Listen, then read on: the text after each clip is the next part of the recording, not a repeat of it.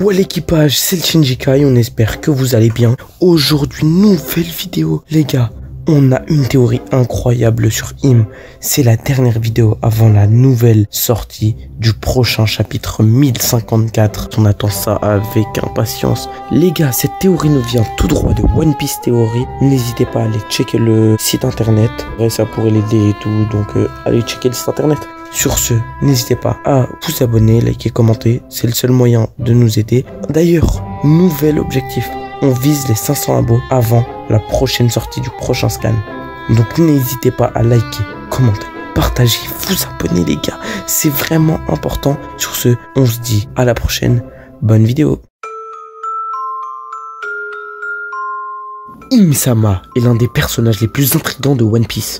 Depuis qu'on l'a vu s'asseoir sur le trône vacant et que le Gorosei s'est même agenouillé devant lui, il semble être très puissant. Tant de mystères suggèrent qu'Im-sama pourrait avoir un lien avec le siècle oublié. Et oui, s'il dirige le monde actuellement dans l'ombre et que le Gorosei s'évertue à faire disparaître toute trace du siècle oublié, Im-sama y est sans doute lié. Voyons tout cela. Au chapitre 908, le Gorosei demande à Im-sama quelle lumière éteindre de l'histoire. Cela donne un petit indice sur la façon dont leur pouvoir pourrait fonctionner, ou du moins sur l'importance de l'influence du gouvernement mondial.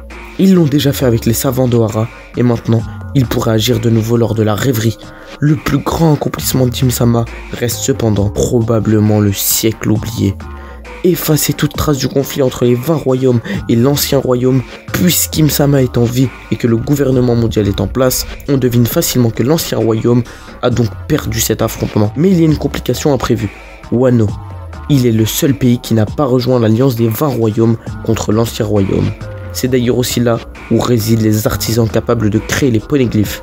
La véritable histoire du siècle oublié représentait désormais une menace pour Im et son statut. Ils ont fait de leur mieux pour détruire tout ce qui pourrait mener à la découverte de cette vérité. Penser Im-sama comme vainqueur de la guerre du siècle oublié est une idée plutôt admise chez les fans.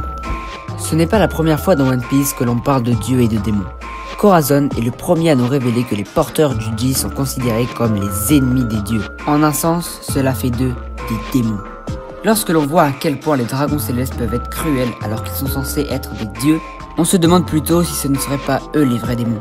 Mais recentrons le sujet de la théorie. Dans l'univers de One Piece, d'autres éléments portent le nom de dieux.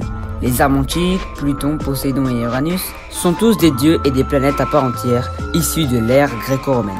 Les Armontiques devaient avoir une grande puissance pour mériter de tels noms. Mais si elles avaient de tels pouvoirs, comment se fait-il que le gouvernement ne les ait toujours pas utilisés? Avec le contrôle qu'ils exercent sur leur image et leur volonté de dissimuler le siècle oublié, on pourrait penser qu'au lieu d'un Buster Call sur Ohara, ils utiliseraient les armes de Pluton ou les mystérieuses propriétés d'Uranus.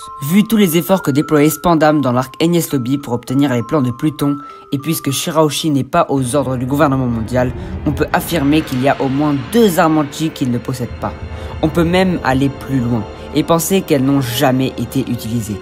Nous savons que Poséidon, qui était en fait une sirène capable de communiquer avec les rois des mers et de contrôler leurs actions, n'a sans doute jamais pu participer à la guerre du siècle oublié car Joy Boy n'a pas pu les faire remonter du fond de la mer. De même, personne n'a d'informations sur Pluton. Seul Nico Robin en connaît la localisation. Si même le gouvernement mondial recherche cette arme antique, cela signifie qu'il y a peu de chances que quelqu'un l'ait actuellement en sa possession. Si vous voyez pas le lien entre tout ça et Im-sama, demandez-vous pourquoi les poneglyphes parlent de ces armes. Pourquoi révèlent-elles leurs emplacements? Le but des poneglyphes n'est pas de raconter la véritable histoire du siècle oublié. Et si les armes, elles étaient liées à la vraie nature de Im-sama? S'il y a un démon dans ce monde, il doit sûrement y avoir des dieux aussi. Et inversement, Im-sama connaît sans aucun doute l'existence de ces armes et veut que les gens aient peur d'elles pour qu'elles ne soient pas découvertes. C'est peut-être parce que Im sait que les armes auraient un grand effet sur leur statut qu'elle ne veut pas que ces armes soient ressuscitées et utilisées contre elle. Car quel nom pourrait être meilleur que celui d'un dieu pour une arme qui tue un démon? Mais si c'était autre chose? Et si la raison pour laquelle les armes des anciens ne sont pas réapparues depuis si longtemps n'était pas parce qu'elles ont été perdues dans le temps, mais parce que personne ne pouvait les utiliser? Peut-être que seules quelques personnes choisies par le destin pouvaient le faire. Des personnes divines, avec la volonté de faire changer les choses.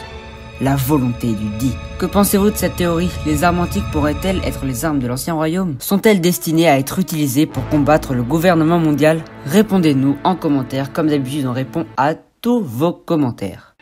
Et voilà, c'est déjà la fin de cette vidéo, on espère que vous avez kiffé.